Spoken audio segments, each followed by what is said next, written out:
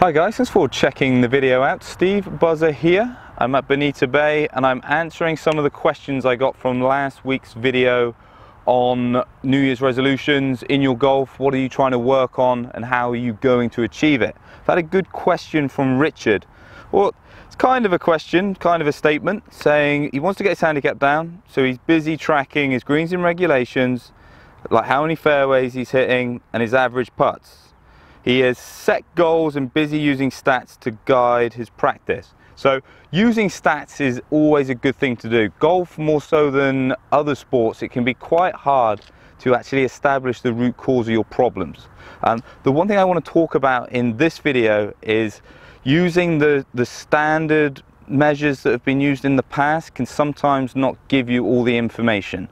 So fairways hit is important, but I like to use kind of keeping it in play more so than fairways hit. To give you an example, I took my elite team that I used to coach, I took them to an event, and the player that hit the most fairways also lost the most balls. He kind of hit more fairways than anyone, but when he missed the fairway, he lost the ball. And that is something that sometimes gets missed when you only look at fairways hit. Mark Brody did a really good piece, and I think it was on golf.com. I'll put it in the description here if you want to have a look at it. And he was showing that where tour pros are so much better than an amateur is not necessarily how many fairways they're hitting, it's how many times they actually find trouble, as in hazards, and have to play recovery shots. So try and factor that in more so than just using the number.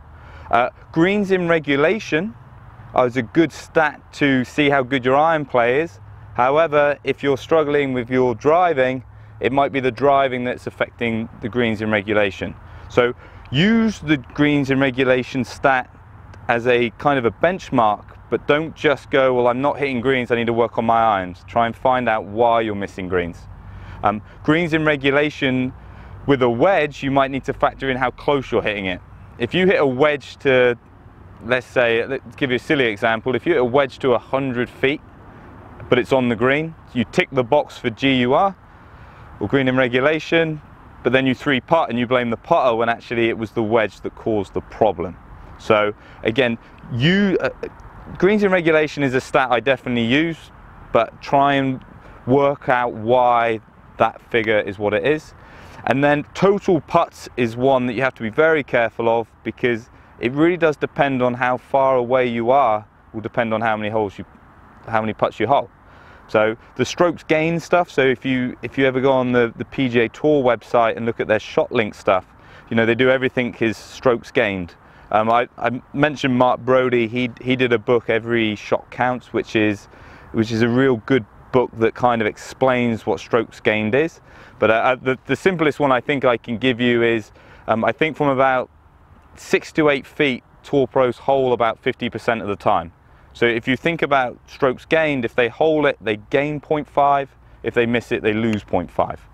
So dependent on how far away your putts are will be it's going to really show why you're doing your putting. If you just use total putts, if you're always miles away from the hole, that might be the problem, not necessarily your putting, especially when it comes to three putts.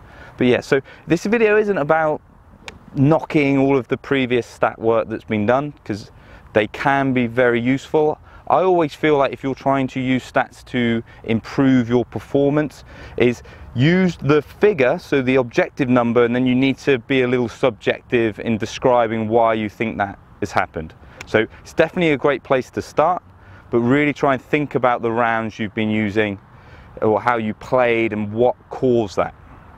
And not so much just going, well, these numbers are these, and if I played better than I did last week. You know, there's more to it when it comes to golf. So get some comments down below. Are you somebody that uses stats? Are you somebody that uses a tracking system? You know, when, like I've got in here, you know, got them in the top of the club, and actually track them, because some of those actually will try and convert your stuff into strokes gained. So again, if you're using that, get some comments down below, because I'd actually like to hear what you've got to say. I've just started to re-engage with my golf, trying to do my back to scratch stuff. So trying to take notes take my stats and try and work out what's strong, what's not so strong. It will be good for me as well. So yeah, get some comments down below. What systems are you using, or are you just using pen and paper or like Excel? You know, it's definitely helpful. Hope to catch you soon.